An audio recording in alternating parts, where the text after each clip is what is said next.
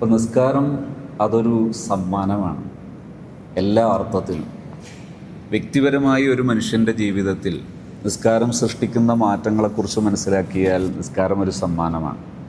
സാമൂഹികമായി നിസ്കാരം ഒരു സമൂഹത്തിലുണ്ടാക്കുന്ന മാറ്റങ്ങൾ മനസ്സിലാക്കിയാൽ നിസ്കാരം വളരെയേറെ പ്രശസ്തമാണ്.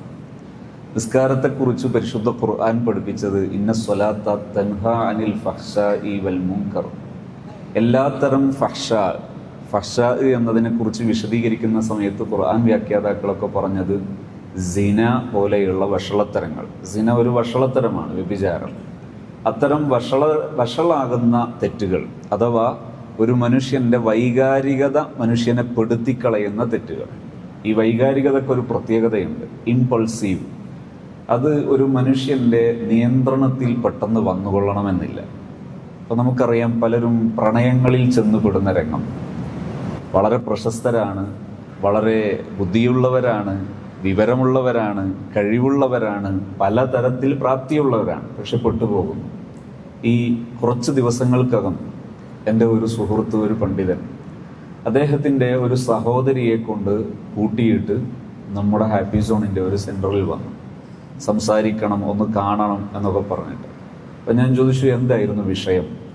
ആ സഹോദരി പറഞ്ഞു, ഇന്ന് ആശുപത്രിയിൽ നിന്നാണ് വരുന്നത്, കൈയുടെ ഈ ഭാഗം മുറിച്ചിട്ടുണ്ട്, ഞരമ്പ് മുറിച്ചിട്ടുണ്ട്. എന്തു പറ്റി, എന്തുകൊണ്ടാണ് ഇങ്ങനെയൊക്കെ സംഭവിച്ചത്? ഉംറക്ക് പോയി തിരിച്ചു വന്ന സമയത്ത് ഒരു പണ്ഡിതനുമായി അദ്ദേഹത്തിനൊരു പ്രത്യേകമായി ആഭിമുഖ്യം, പരസ്പരം ബന്ധം തോന്നുന്നു. ആ ബന്ധം പിന്നീട് മുന്നോട്ട് പോകാത്തൊരു ഘട്ടം വരുമ്പോൾ അതവർക്ക് അസഹനീയമായി തോന്നുന്നു. അങ്ങനെ സംഭവിച്ചൊരു അനർത്ഥമാണത്. ഇവിടെ ഞാൻ സൂചിപ്പിച്ചത് ഇമ്പൾസീവ് ആവുക, ഈ ആവേശപ്പുറത്ത് വരിക എന്ന് പറയുന്നതിന് ചിലപ്പോൾ നമുക്ക് സ്വയം കൺട്രോൾ കിട്ടിക്കൊള്ളണമെന്നില്ല. സ്വയം കൺട്രോളിന് വിധേയമാകാത്ത ഒരു തരം തെറ്റാണ്, വഷളത്തരമാണ് ഫഹ്ശാ അഥവാ പ്രത്യേകിച്ച് സിന. ഇതുപോലെയുള്ള അത്തരം സംഗതികളിൽ ഒരു മനുഷ്യന് പെടാതിരിക്കാം. വൽമുൻകർ, ഇസ്ലാം വിരോധിച്ച എല്ലാ കാര്യങ്ങളും സത്യത്തിൽ എല്ലാവർക്കും ജീവിതത്തിൽ മാറ്റി നിർത്തണമെന്ന് ആഗ്രഹമുണ്ട്. അതിന് സഹായകമാണ് നിസ്കാരം. പക്ഷേ ഈ നിസ്കാരം ആ രീതിയിലാകണമെങ്കിൽ എന്തൊക്കെ ചേരുവകളാണ് ചേരേണ്ടത്? നിസ്കാരത്തിൻ്റെ ടേണിംഗ് പോയിന്റുകൾ, നിസ്കാരത്തിൻ്റെ മൗഖ്, അതിൻ്റെ പൊസിഷനുകൾ ഒരു ദിവസത്തിലേക്ക് ചേർത്തി മനസ്സിലാക്കിയാൽ, ഒന്നാമത്തെ ടേണിംഗ് സൂര്യൻ ഉദിക്കുന്ന ഫജ്റുസ് സ്വാദിഖ്, അതൊരു പ്രധാന ടേണിംഗ് ആണ്. ഒരു ദിവസം 24 മണിക്കൂറിനെ ചേർത്തി മനസ്സിലാക്കുമ്പോൾ കേവലം ക്ലോക്കിലെ 24 മണിക്കൂർ എന്നതിലുപരി പ്രപഞ്ചത്തിലേക്ക് നോക്കിയിട്ടുള്ള 24 മണിക്കൂറിനെ മനസ്സിലാക്കുമ്പോൾ ഒരു ടേണിംഗ് ആണ് അൽ ഫജ്റുസ് സ്വാദിഖ്, സൂര്യോദയം. കാരണം ഉറക്കം ശേഷമുള്ള ജീവിതം എന്ന് മനസ്സിലാക്കുമ്പോൾ ഉറക്കം ശരിക്കും ഒരു തെറാപ്പി മോഡിലുള്ള ഒരു ടൈമാണ്, ഒരു തെറാപ്പിയാണ്, ശരിക്കും ഒരു തെറാപ്പിയാണ്. അതായത് സൂര്യൻ്റെ കിടപ്പും ഭൂമിയുടെ കിടപ്പും അതിൻ്റെ പേരിൽ ഭൂമിയിൽ അനുഭവപ്പെടുന്ന ആ ഒരു ഇരുട്ടും ഇതെല്ലാം ചേർത്തി മനസ്സിലാക്കുമ്പോൾ ആ ഇരുട്ടിൽ ഉറങ്ങുന്ന ആ ഉറക്കത്തിൻ്റെ ഇഫക്റ്റ് അല്ലാത്തൊരു സമയത്ത് ഉറങ്ങിയാൽ കിട്ടിക്കൊള്ളണമെന്നില്ലെന്ന് വിദഗ്ധർ വിലയിരുത്തുന്ന പഠനങ്ങൾ കാണാം. എന്ന് ചേർത്തി മനസ്സിലാക്കുമ്പോൾ ഈ ഒരു സുബ്ഹി എന്ന അസുബഹ്, ആ സമയം അതൊരു ടേണിംഗ് ആണ്, ഒരു ദിവസത്തിലെ ടേണിംഗ് ആണ്. അപ്പോൾ ഒരു നിസ്കാരം വരുന്നത് ആ ടേണിലാണ്. രണ്ടാമത് സൂര്യൻ നേരെ മധ്യത്തിൽ വരുന്ന സമയം, ളുഹറിൻ്റെ സമയം, അടുത്തൊരു ടേണിംഗ് ആണ്. പിന്നെ അടുത്ത ടേണിംഗ് സൂര്യൻ അസ്തമയത്തിലേക്ക് പോകുന്ന ടേണിംഗ് ആണ്. പിന്നീടുള്ള ടേണിംഗ് വരുന്നത് സൂര്യാസ്തമയമാണ്. അത് കഴിഞ്ഞതിന് ശേഷം ഇശാഇൻ്റെ സമയവും ഈ സൂര്യൻ്റെ അസ്തമാനത്തിന് ശേഷമുള്ള സമയത്തെ നിർണ്ണയിക്കാൻ പറ്റുന്ന അടുത്ത ടേണിംഗ് ആണ്. ഈ പ്രധാനപ്പെട്ട 5 ടേണിങ്ങുകളിൽ മനുഷ്യൻ അള്ളാഹുവിലേക്ക് തിരിയുന്നതിന് പ്രത്യേകമായ ചില സ്ട്രക്ചറുകൾ സ്ഥാപിക്കപ്പെട്ടിട്ടുള്ളതാണ് നിസ്കാരം. ഈ നിസ്കാരം എങ്ങനെയാണ് ഫലപ്പെടുന്നത്? ഒന്ന്, ഇഖാമത്തുസ്സലാ. ഈ ആയത്തിലുള്ള പരാമർശം കാണാം, അഖിമിസ്സലാ. നിസ്കാരം കേവലം നിസ്കരിക്കുക എന്നതിലുപരി നിസ്കാരം നിലനിർത്തുക എന്ന പോയിന്റ് ഖുർആനിൽ ധാരാളം സ്ഥലങ്ങളിൽ നിസ്കരിക്കാൻ പറഞ്ഞത് കാണാം. പക്ഷേ പ്രയോഗങ്ങളിലെല്ലാം സസൂക്ഷ്മം പ്രയോഗിച്ചതാണ് അഖിമിസ്സലാ, അഖീമുസ്സലാ. നിസ്കാരം നിലനിർത്തലാണ് പ്രധാനം, നിസ്കാരം പതിവാക്കലാണ് പ്രധാനം. ഈ പതിവാക്കുന്ന സമയത്ത് നിസ്കാരത്തിലെ പ്രധാന ചേരുവയാണ് ഖുശൂ, ഭക്തി. ഈ ഭക്തി എങ്ങനെയാണ് സൃഷ്ടിക്കേണ്ടത്, ഭക്തി എങ്ങനെയാണ് മനസ്സിലേക്ക് നമ്മൾ നേടിയെടുക്കേണ്ടത്, സംഭരിക്കേണ്ടത് എങ്ങനെ? ഈ ഭക്തിയാണ് നമുക്ക് എല്ലാ എനർജിയും നൽകുന്നത്. ഇവിടെ ഖുശൂ കൊണ്ട് ഉദ്ദേശിക്കുന്നത് അള്ളാഹുവിൻ്റെ ദിക്ർ. ആ ദിക്ർ മനസ്സിൽ വരുന്ന സമയത്ത് മനുഷ്യനിൽ സംജാതമാകുന്ന ഒരവസ്ഥയാണത്. ആ അവസ്ഥ നമുക്ക് നേടിയെടുക്കാൻ സഹായകമാകുന്ന രീതിയിൽ നിസ്കരിക്കണം എന്നുകൂടി ഈ പരാമർശം, ഈ പഠനം നമ്മെ പഠിപ്പിക്കുന്നുണ്ട്. അപ്പോൾ ഒന്ന്, നിസ്കാരത്തിലെ ഭയഭക്തി. ഭക്തിയോടെ നിസ്കരിക്കുന്നതിനെ കർമ്മശാസ്ത്രത്തിൻ്റെ പിൻബലത്തോടു കൂടെ മനസ്സിലാക്കുകയാണെങ്കിൽ അതൊരു പക്ഷേ സുന്നത്താണെന്ന് പറഞ്ഞേക്കാം. പക്ഷേ ഇവിടെ ഈ സുന്നത്ത് എന്നത് നിസ്കാരത്തിൽ ഉപേക്ഷിക്കാവതല്ല. ഒരു കാരണവശാലും മാറ്റി നിർത്താൻ കഴിയാതെ നമ്മുടെ നിസ്കാരത്തോട് ചേർന്ന് വരണം ഭക്തി. അതിനെന്താ വേണ്ടത്? പ്രാക്ടീസിങ് ആണ് വേണ്ടത്. പ്രാക്ടീസിങ് എങ്ങനെയാണ് ചെയ്യേണ്ടത്? നിരന്തരം ലൈഫ് ലോങ് പ്രാക്ടീസ് ചെയ്യേണ്ടതാണ് നിസ്കാരത്തിലെ ഭക്തി. ലൈഫ് ലോങ് പ്രാക്ടീസ് ചെയ്യണം. ലൈഫ് ലോങ് പ്രാക്ടീസ് ചെയ്യുന്ന സമയത്ത് ഭക്തിക്ക് വേണ്ടി പല ആംഗിളിലൂടെ നമുക്ക് നോക്കിക്കാണാവുന്ന ഒരു വിഷയം കൂടിയാണ്. അത് മനസ്സിലാക്കിയിട്ടാണ് ഭക്തിയെക്കുറിച്ച് ചർച്ച ചെയ്യേണ്ടതും ഭക്തിക്ക് വേണ്ടി പ്രാക്ടീസ് ചെയ്യേണ്ടതും ഒക്കെ അങ്ങനെയാണ്. ഒന്നാമത്തത് ബോധ്യമാണ്. അഥവാ നമ്മൾ പള്ളിയിൽ കിടന്നാണ് പലപ്പോഴും നിസ്കരിക്കുന്നത്. നിസ്കാരത്തെക്കുറിച്ച് പറയുമ്പോൾ നിസ്കാരത്തിൻ്റെ മാർഗനിർദ്ദേശങ്ങളിൽ പ്രധാനപ്പെട്ട ഒന്നാണ്, ഒരു നാട്ടിൽ ഒരു 40 പുരുഷന്മാരുണ്ടെങ്കിൽ അവിടെ പബ്ലിക്കായി ഒരു ജമാഅത്ത് നടക്കണം. പബ്ലിക്കായിട്ടൊരു ജമാഅത്ത് നടക്കണം. നിസ്കാരത്തിൻ്റെ ഒരു ആംഗിളാണത്. അഥവാ സോഷ്യലി ഈ നിസ്കാരം എങ്ങനെ ഒരു ക്രിയാത്മകമാകുന്നു എന്ന് പഠിപ്പിക്കുന്ന ഒരു ഭാഗമാണത്. വിശദമായി ഞാൻ ഇന്ന് ആ ഭാഗത്തേക്ക് കടക്കുന്നില്ല. രണ്ടാമത്തത് എന്താണ്? ഒരാൾ പള്ളിയിലേക്ക് കടക്കുമ്പോഴും തിരിച്ചു വരുമ്പോഴും ഒരേ മൈൻഡോടുകൂടെയാണെങ്കിൽ ഭയപ്പെടേണ്ട ഒരു വിഷയമാണത്. പള്ളിയിലേക്ക് കടക്കുന്നതും തിരിച്ചു പുറപ്പെടുന്നതും യാതൊരു വ്യത്യാസവും ഇല്ലാത്ത മൈൻഡാണെങ്കിൽ ഭയപ്പെടണം. പള്ളിയിലേക്ക് കടന്ന് തിരിച്ചു വരുമ്പോൾ നേടിയിട്ടേ പോരാവും. അള്ളാഹുവിനെ കുറിച്ച് നമ്മുടെ മനസ്സിൽ സ്ഥിരപ്പെടുത്തേണ്ട പ്രധാനപ്പെട്ട ഒരു ധാരണയെക്കുറിച്ച് ഞാൻ പറഞ്ഞൊരു സ്റ്റേറ്റ്മെൻ്റാണിത്. ഞാൻ പറഞ്ഞതെന്ന് പറഞ്ഞാൽ എൻ്റെ വാക്കുകളല്ല, മഹാന്മാരുടെ വാക്കുകളാണത്. പള്ളിയിലേക്ക് കടന്ന അതേ മാനസികാവസ്ഥയോടുകൂടെ തിരിച്ചു വരരുത്, നേടിയിട്ടേ തിരിച്ചു വരാവൂ. കാരണം ആരാണ് അള്ളാഹു? അള്ളാഹുവിൻ്റെ വീട് എന്ന് പരിചയപ്പെടുത്തുന്ന പള്ളി. ആ പള്ളിയിൽ പ്രധാന മുനാജാത്തിനു വേണ്ടി അവസരം ലഭിച്ചൊരു മനുഷ്യൻ അവൻ്റെ മൈൻഡിൽ സ്ഥാപിക്കേണ്ട പ്രധാന ഒരു ചിന്താഗതിയാണ്. ഞാനൊരു ചെറിയൊരു സംഭവം പറയാം. കുറച്ചു മുമ്പ് എൻ്റെ ഒരു സുഹൃത്ത് ഒരു ഫോറിൻ ഒരു രാജ്യത്ത് ഒരു എൻജിനീയർ, നല്ലൊരു പൊസിഷനിൽ വർക്ക് ചെയ്യുന്ന ഒരു സുഹൃത്ത്, ചെറുപ്പക്കാരൻ. അദ്ദേഹം വലിയൊരു മാനസിക പ്രയാസം നേരിടുന്ന സമയത്ത് അദ്ദേഹം എൻ്റെ കൂടെ ഓൺലൈനായിട്ട് 2-3 സിറ്റിങ്ങുകളൊക്കെ കഴിഞ്ഞു.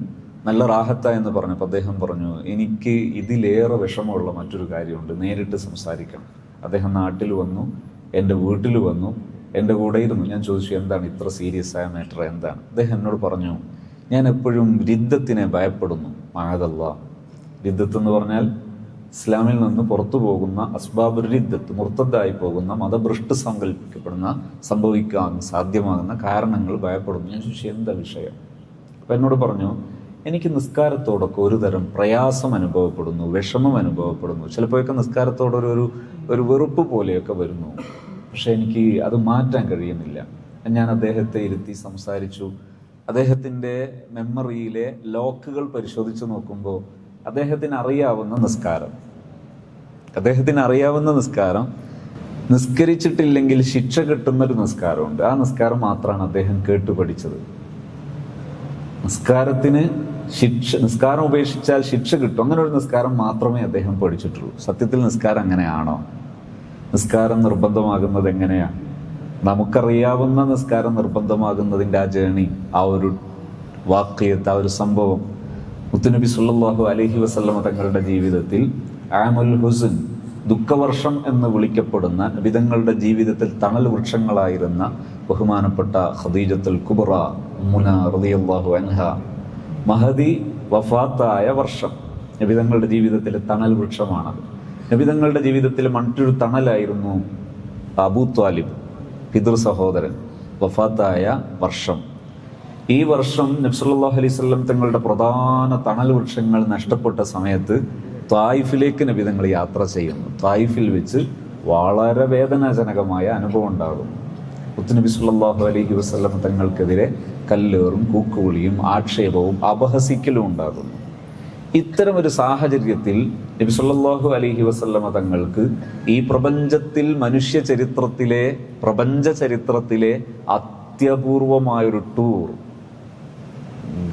വളരെ അടിപൊളി ഒരു ടൂർ, ആ ടൂറിൽ എല്ലാ കാഴ്ചയും എല്ലാം തികഞ്ഞ ഒരു ടൂർ.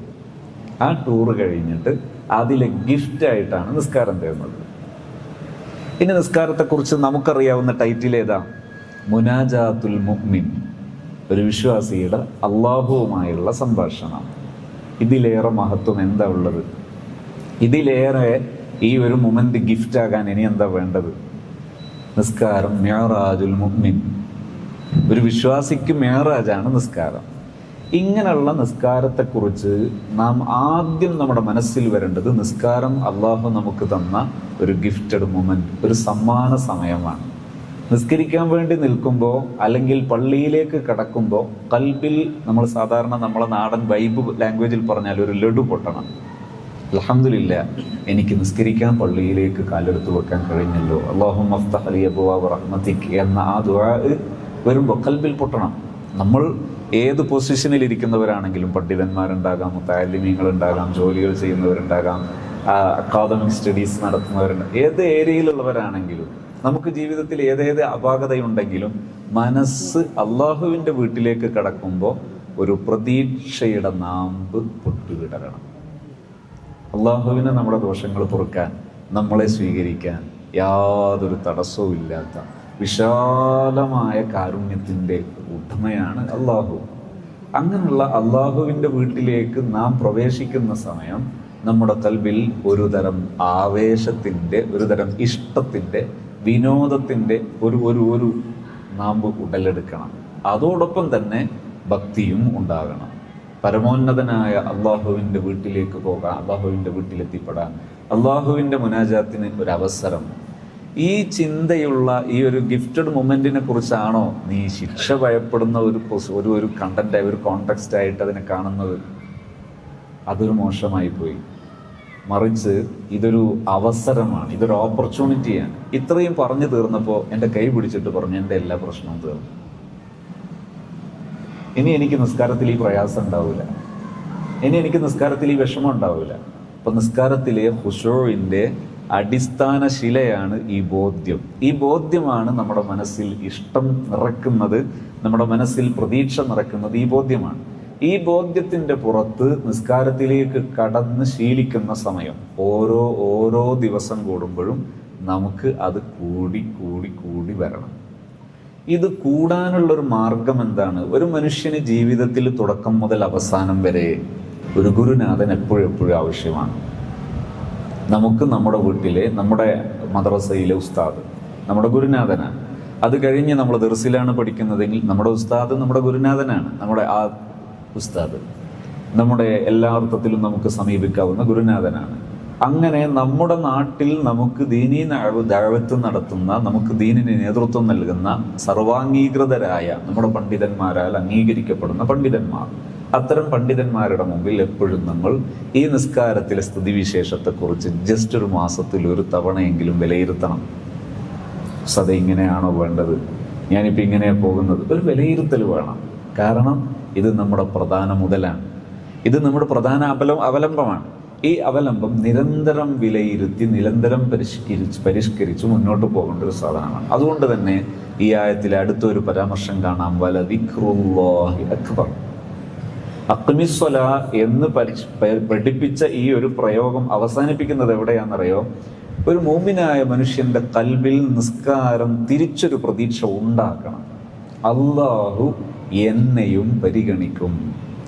നമ്മൾ പള്ളിയിലേക്ക് കടക്കുന്ന സമയത്ത് നമ്മുടെ മനസ്സ് തിരിയുന്നത് പ്രപഞ്ചനാഥനായ സർവ സൃഷ്ടാവായ അള്ളാഹുവിലേക്കാണ്.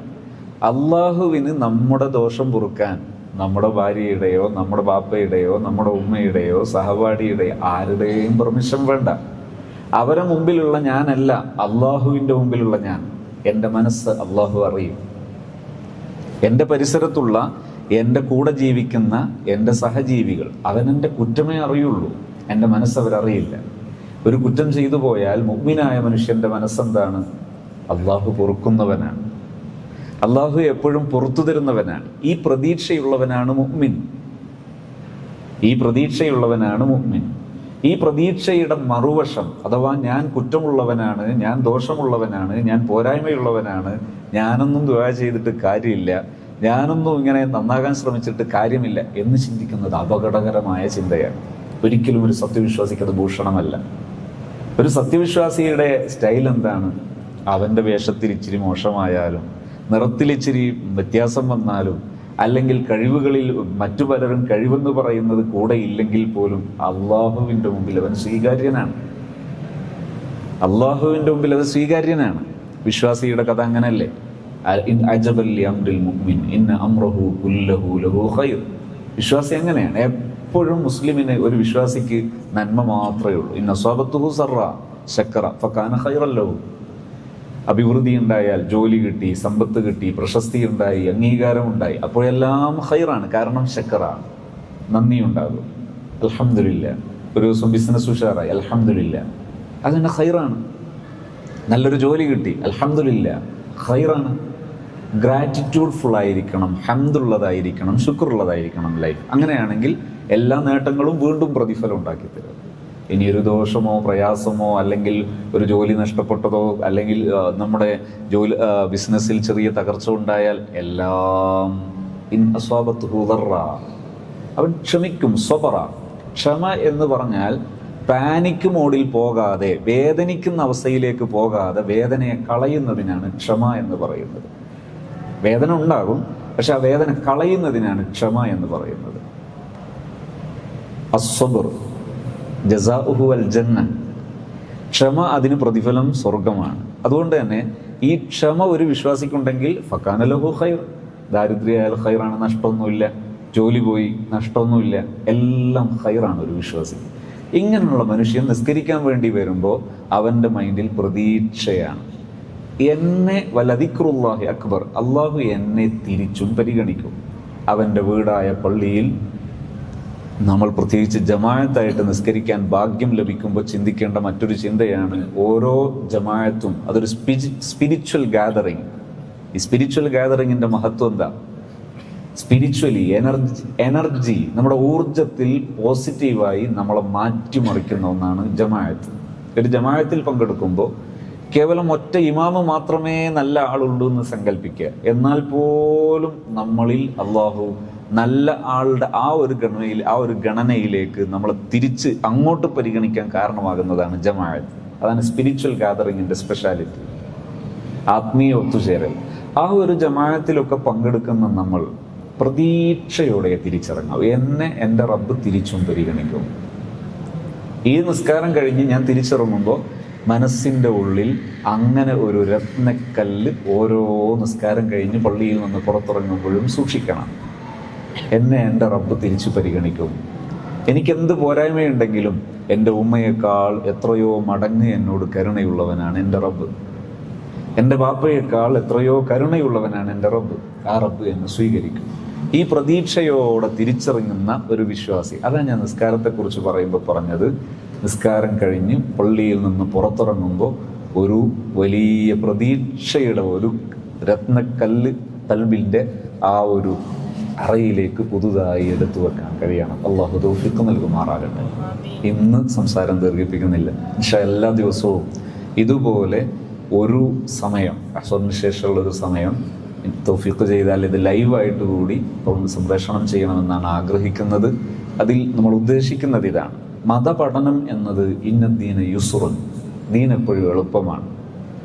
ദീന് മനുഷ്യൻ്റെ ആവശ്യമാണ്. മനുഷ്യൻ്റെ ജീവിതം എല്ലാ അർത്ഥത്തിലും എളുപ്പമുള്ളതാണ്. ജീവിതത്തെക്കുറിച്ച് പലപ്പോഴും തെറ്റിദ്ധാരണയുടെ പേരിൽ പലരും പറഞ്ഞു വെക്കുന്നതാണ് ജീവിതം പ്രയാസകരമാണ്, ജീവിതത്തിൻ്റെ രണ്ടറ്റം കൂട്ടിമുട്ടിക്കാൻ വലിയ പ്രയാസമാണ്. ഇതൊരു അജ്ഞതയാണ്. ഒരറ്റം ജന്മമാണ്, മറ്റൊരറ്റം മരണമാണ്. ജന്മം, നമ്മളിൽ ആരെങ്കിലും സ്വന്തം തീരുമാനപ്രകാരം ജനിച്ചവരുണ്ട്? ഇല്ല, നമ്മുടെ കയ്യിലല്ല. പിന്നെ മരണം നമ്മളായിട്ട് ആലോചിച്ച് നമ്മളെ കയ്യിൽ കൊണ്ടുവരേണ്ട ആവശ്യമുണ്ടോ? ഇല്ല, ജീവിച്ചാൽ മതി. പരിശുദ്ധ ഖുർആനിൽ അള്ളാഹുവിൻ്റെ സമീപനം എന്താ? അലാ ഇന്ന ഔലിയാ അല്ലാഹി ലാ ഖൗഫുൻ അലൈഹിം വലാ ഹും യഹ്സനൂൻ. ബുദ്ധിയുള്ള അള്ളാഹുവിൻ്റെ ഇഷ്ടദാസന്മാർ, അവരുടെ സ്വഭാവം എന്താണ്? അല്ലദീന ആമനു വക്കാനു യത്തഖൂൻ, തഖ്വയുള്ളവർ. അവരുടെ ലൈഫ് മോഡ് ലഹുമുൽ ബുശ്റാ ഫിൽ ഹയാത്തിദ് ദുനിയ വഫിൽ ആഖിറ. ലഹുമുൽ ബുശ്റാ, അവർക്ക് എപ്പോഴും സന്തോഷമാണ്. ബിഷാറത്ത്, ഈ സന്തോഷം എന്നതിൻ്റെ ഇസ്മു തഫ്ലീലാണ് അറബി വാചകത്തിലെ ഏറ്റവും ടോപ്പസ്റ്റ് മീനിങ്, ഏറ്റവും അർത്ഥമുള്ള വേർഡ്.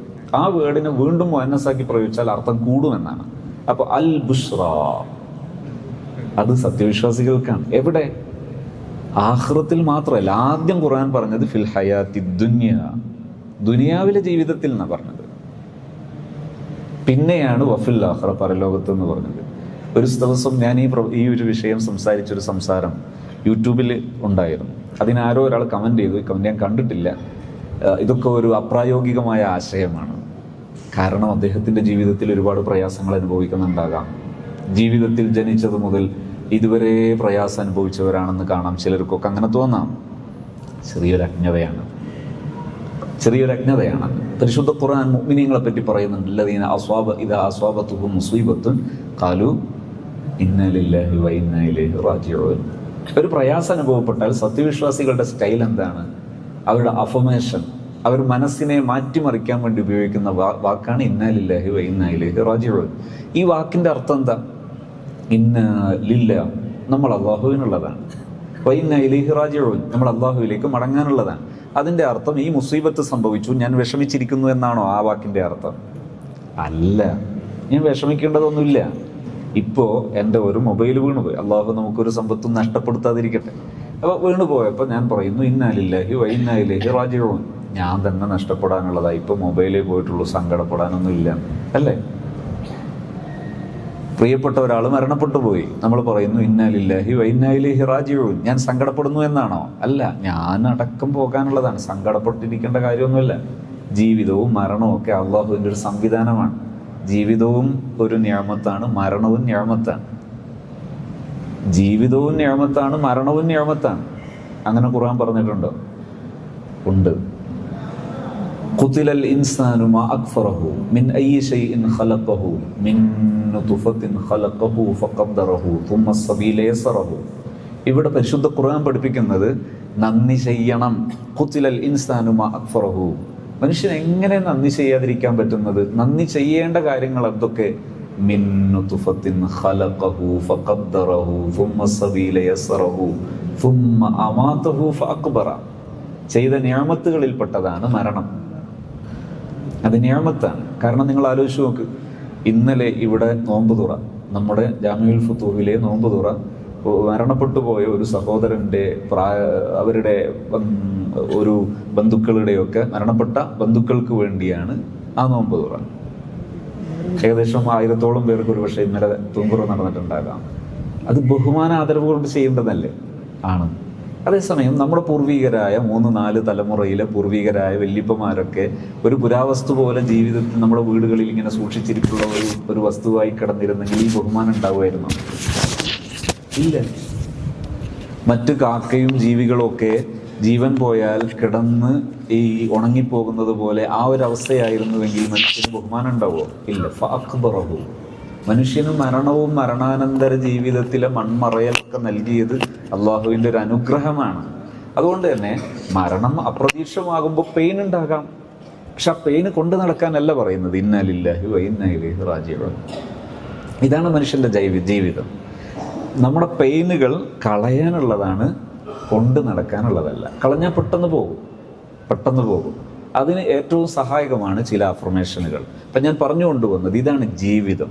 ഈ ജീവിതത്തിലേക്ക് നമ്മെ സഹായിക്കുന്നതാണ് മതപരമായ എല്ലാ ഉത്ബോധനങ്ങളും. അത് നമ്മെ ബോധ്യപ്പെടുത്താനുള്ള ഒരു തുടർ പഠനം കൂടിയാണ് ഇൻഷാ അല്ലാഹ് നമ്മൾ ആരംഭിക്കുന്നത്. ഇന്നത്തെ 1-ാമത്തെ ദിവസം നമ്മൾ ചർച്ച ചെയ്തു വെച്ചത് നിസ്കാരം നമ്മളെ വേണ്ടാത്തരങ്ങളിൽ നിന്നെല്ലാം നമ്മളെ വിലക്കും. എന്ത് ചെയ്യണം? നിസ്കരിക്കാൻ വേണ്ടി പ്രവേശിക്കുമ്പോൾ ഇത് എൻ്റെ എനിക്ക് ഏറ്റവും പ്രിയപ്പെട്ട എൻ്റെ റബ്ബിൻ്റെ മുമ്പിലുള്ള ഒരു അനുഗ്രഹീത നിമിഷമാണ്. 1. 2, നിസ്കാരത്തിൽ നമ്മൾ പ്രകടിപ്പിക്കേണ്ട ഖുശൂഅ് അഥവാ ശരീരം കൊണ്ട് പ്രകടിപ്പിക്കേണ്ടതാണ് ഖുശൂഅ്. അതിൽ 1-ാമത്തേത് ഖിബിലയിലേക്ക് തിരിയുന്നു. രണ്ടാമത്തേത് അവയവങ്ങളിൽ ശാന്തത വരുത്തുന്നു. മൂന്നാമത്തേത് സുജൂദിൻ്റെ സ്ഥാനത്തേക്ക് നോക്കുന്നു. നാലാമത്തത് നിസ്കാരത്തിൻ്റെ പുറത്തുള്ള നിമിഷങ്ങളിൽ, ഉദാഹരണത്തിന് വൈകുന്നേര സമയം, സൂര്യാസ്തമയോടടുത്ത സമയത്ത് കുറച്ച് സമയം ദിക്റുകൾ ചൊല്ലുന്നു. സുബ്ഹാനല്ലാഹി വബിഹംദിഹി സുബ്ഹാനല്ലാഹിൽ അലീം വബിഹംദിഹി അസ്തഗ്ഫിറുല്ലാഹ്. ഈ ദിക്ർ അസ്തമയത്തോട് ചേർന്നുള്ള സമയം ദിക്ർ ചൊല്ലുന്നത് നിസ്കാരത്തിൽ ഭക്തി വർദ്ധിപ്പിക്കാൻ സഹായിക്കും. അതുപോലെ മറ്റൊന്നാണ് വുളൂ. വുളൂ ചെയ്യുന്ന സമയത്ത് വുളൂവിനെ കുറിച്ചുള്ള കാഴ്ചപ്പാട് ഒരു ആദരവാണ്. പ്രത്യക്ഷത്തിൽ കാണുന്ന മുഖം, ശരീരത്തിൽ നമ്മളിപ്പോൾ നോക്കിയാൽ മതി, നമ്മുടെ ശരീരത്തിൽ പ്രത്യക്ഷത്തിൽ ഏത് ഭാഗമാണ് കാണുന്നത്? ഒന്ന് മുഖം, രണ്ട് കൈ, പിന്നെ ഒന്ന് കാല്. ഈ പ്രത്യക്ഷത്തിൽ കാണുന്ന ഭാഗങ്ങളെയെല്ലാം നാം ദിക്റുകളുടെ പിൻബലത്തോടു കൂടെ കഴുകുന്നു. അപ്പോൾ ഇതൊരു ആദരവാണ്. അതുകൊണ്ട് തന്നെ ആ വുളൂ ചെയ്ത വെള്ളത്തെ പ്രയാസമില്ലെങ്കിൽ തോർത്തണ്ട എന്നാണ്. ഒരു ഇഷ്ടം കൊണ്ടുള്ള കുടയും വേണ്ട. എന്നാൽ വസ്ത്രത്തിലായാൽ നനഞ്ഞതുകൊണ്ട് പ്രയാസമുണ്ടെങ്കിൽ തോത്തുന്നതുകൊണ്ട് തെറ്റൊന്നുമില്ല. അതേസമയത്ത് ആ വുളൂവിൻ്റെ വെള്ളത്തോട് പോലും നമ്മളൊരു ആദരവ് കാണിക്കുന്നു.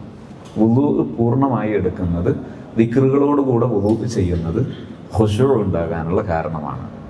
നിസ്കാരത്തിലെ ഓരോ ദിക്റുകൾ ചൊല്ലുമ്പോഴും എൻ്റെ റബ്ബുമായുള്ള എന്നെ അടുപ്പിക്കുന്ന ചില വസീലകളാണ് ഈ ദിക്റുകൾ. ഉദാഹരണത്തിന് സൂറത്തുൽ ഫാത്തിഹ.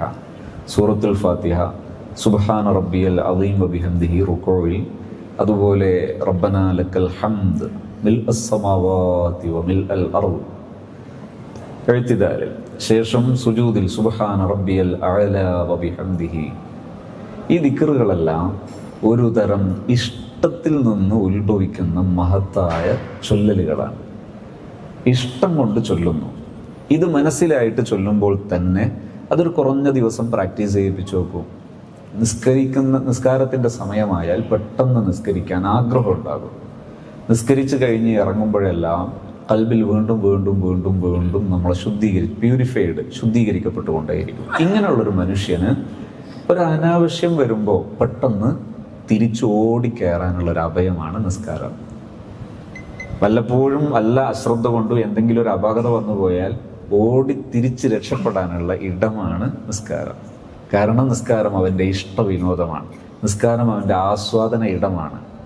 ആ നിസ്കാരം പരിശീലിക്കുന്ന സമയത്ത് അസ്വലാത്തു മിഅ്റാജുൽ മുഅ്മിൻ, ബഹുമാനപ്പെട്ട മാലിക് ഇബ്നു ദീനാർ റളിയല്ലാഹു അൻഹു വലിയ മഹാനാണ്. മഹാനവറുകൾക്ക് ഒരു പാസ്റ്റ് ഉണ്ടായിരുന്നു. അതിനു മുമ്പൊരു ചരിത്രം ഉണ്ടായിരുന്നു. അതത്ര പോരാത്തതായിരുന്നു, ഈ മഹത്വമുള്ളതല്ലാത്തതായിരുന്നു. മഹാനവറുകളുടെ ജീവിതത്തിൽ ടേണിംഗ് ആയത് കാണാം. മാലിക് ഇബ്നു ദീനാർ റളിയല്ലാഹു അൻഹു ഇങ്ങനെ ദുനിയവിയായ ഏർപ്പാടുകളുമായി ബന്ധപ്പെട്ട് എപ്പോഴും ദുനിയാവിയായ ചിന്ത അലട്ടുന്ന രീതിയിൽ, അത് മനസ്സിനെ ഗ്രസിക്കുന്ന രീതിയിലുള്ളൊരു ജീവിതത്തിലൂടെ പോയിക്കൊണ്ടിരിക്കുമ്പോൾ ഒരു പെൺകുഞ്ഞുണ്ടായി. ഈ പെൺകുഞ്ഞ് എപ്പോഴും ചിരിയും കളിയും ഒക്കെ ആയിട്ട് മാലിക് ഇബ്നു ദീനാർ റളിയല്ലാഹു അൻഹു മനസ്സിൽ ഇടം പിടിച്ചു. അങ്ങനെ എപ്പോഴും പ്രിയപ്പെട്ട ഒരു മനസ്സിലെ ഒരു ഇഷ്ടത്തുരുത്തായി ഈ പെൺകുഞ്ഞ് മാറി. അങ്ങനെ ഇരിക്കെ ഒരു ദിവസം ഈ പെൺകുഞ്ഞിന് അസുഖം വന്നു. ആ അസുഖത്തിൽ ആ കുട്ടി മരണപ്പെട്ടു പോയി. മാലിക് ഇബ്നു ദീനാർ വളരെയേറെ വിഷമിച്ചു. ആ വിഷമിച്ചിരിക്കെ, ആ മനപ്രയാസത്തിലും ആ വിഷമത്തിലും ഇരിക്കെ ഉറങ്ങുമ്പോൾ ഉറക്കത്തിലൊരു സ്വപ്നം കാണും. ആ സ്വപ്നത്തിൽ അത് ഭീകരമായ വലിയ, സങ്കല്പിക്കാൻ കഴിയാത്ത വലുപ്പമുള്ള വലിയൊരു വിഷപ്പാമ്പ്, ആദ്യ വലുപ്പമുള്ളൊരു വിഷപ്പാമ്പ് മാലിക് ഇബ്നു ദീനാർ റളിയല്ലാഹു അൻഹുവിൻ്റെ നേരെ വരുന്നു.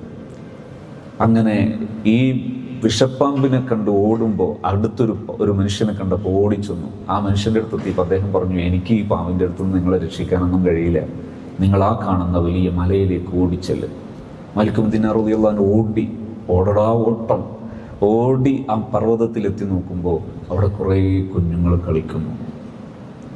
ആ കളിക്കുന്ന കുഞ്ഞിൽ ഈ മരണപ്പെട്ടു പോയ മാലിക് ഇബ്നു ദീനാർ റളിയല്ലാഹു അൻഹുവിൻ്റെ പൊന്നുമോളുണ്ട്.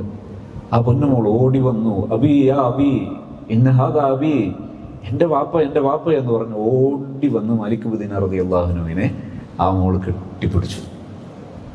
സമാധാനമായി. അപ്പോഴേക്ക് ഉറക്കം തെളിഞ്ഞു. മഹാന്മാരോടൊക്കെ ചോദിച്ചു, എന്താണ് ഈ സംഭവിച്ചത്? ആകെ മാറിയിട്ടുണ്ട്, ജീവിതത്തിൽ ആകെ മാറിയിട്ടുണ്ട്. മഹാന്മാർ പറഞ്ഞു, നിങ്ങൾക്ക് രക്ഷപ്പെടാൻ മതിയായ ഒരു വലിയ ഒരു പ്രതിഫലാർഹമായ ഒന്നാണ് നിങ്ങളുടെ മകൾ. ആ മകൾ സ്വർഗത്തിൽ നിങ്ങളെ രക്ഷപ്പെടുത്താനിരിക്കുന്നു.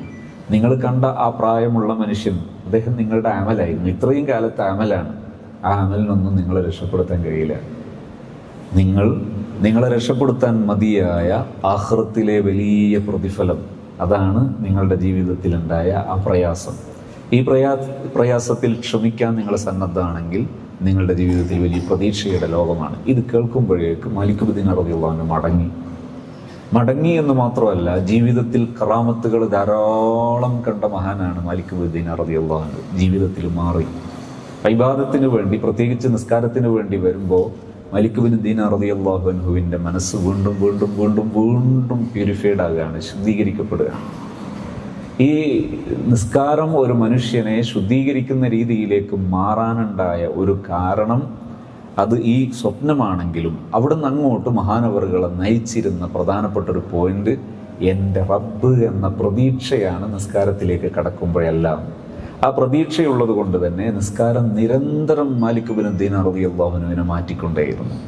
മാലിക് ബിൻ ദീനാർ റളിയല്ലാഹു അൻഹു അവിടുന്ന് അങ്ങോട്ടുള്ള ജീവിതത്തിൽ എല്ലായിടത്തിലും നമുക്ക് ധാരാളം ചരിത്രങ്ങളും കറാമത്തുകളും പറയാനും കേൾക്കാനും കഴിയുന്ന മഹാനാണ് മഹാനവറുകളുടെ ജീവിതത്തിൽ അവിടുന്ന് അങ്ങോട്ട് എൻ്റെ പ്രതീക്ഷ ഈ നിസ്കാരമാണ് എൻ്റെ പരലോകത്തേക്കുള്ള വഴികളിലെ ഏറ്റവും പ്രധാനപ്പെട്ടത് എന്ന തോന്നൽ, ആ ഒരു ചിന്ത കൽബിൽ തെളിഞ്ഞു വരികയും അവിടുന്ന് അങ്ങോട്ട് ജീവിതത്തിൽ പ്രധാനപ്പെട്ട ഒരു ടേണിംഗ് ആയി മാറുകയും ചെയ്തു. അള്ളാഹു അത്തരം മഹാന്മാരുടെ ചാരയെ ദുനിയാവിലെ ജീവിതത്തിൽ മനസ്സുകൊണ്ട് അവരുടെ ചാരയാകാനും ആഖിറത്തിലെത്തുമ്പോൾ അവരുടെയൊക്കെ കൂടെ ഒരുമിക്കാൻ അള്ളാഹു തൗഫീഖ് നൽകുമാറാകട്ടെ. ഒരുപാട് മഹാന്മാരുടെയും ആസാറുകളുടെയും സാന്നിധ്യം കൊണ്ടും അവരുടെ പാദസ്പർശം കൊണ്ടും അനുഗ്രഹീതമായ ഒരു പള്ളിയിലാണ് നമ്മൾ ഒരുമിക്കുന്നത്. അള്ളാഹു കബൂൽ ചെയ്യുമാറാകട്ടെ.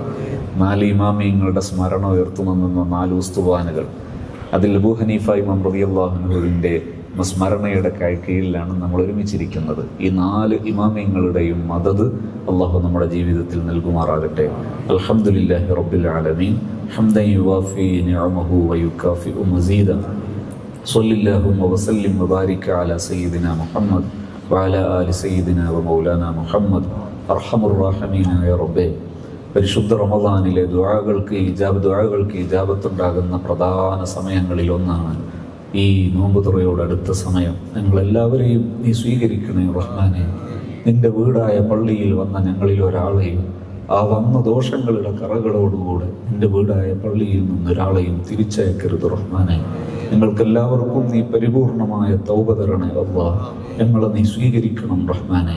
പ്രതീക്ഷയോടെ രക്ഷിതാവായ യജമാനനായ ഉടമസ്ഥനായ നിന്നിലേക്ക് നിന്റെ കൈകളും നീട്ടി യാചിക്കുന്നു. ഞങ്ങൾക്ക് നീ പൊറുക്കണേ റഹ്മാനെ. ഈ ഹൃദയം നീ ശുദ്ധിയാക്കി തരണേ അല്ലാഹ്. നിനക്കിഷ്ടമുള്ള ചിന്തകളും നിനക്കിഷ്ടമുള്ള ഇൽമും ഞങ്ങളെ കൽബിൽ നീ നിറച്ചു തരണേ അല്ലാഹ്. നിന്റെ നൂറായ ഇൽമു ഞങ്ങൾക്ക് ധാരാളം നൽകണേ അല്ലാഹ്. മാഅസിയത്തുകളിൽ നിന്നെല്ലാം കുറ്റങ്ങളിൽ നിന്നെല്ലാം വിട്ടുനിൽക്കാൻ നീ ഞങ്ങളെ സഹായിക്കണേ റഹ്മാനെ.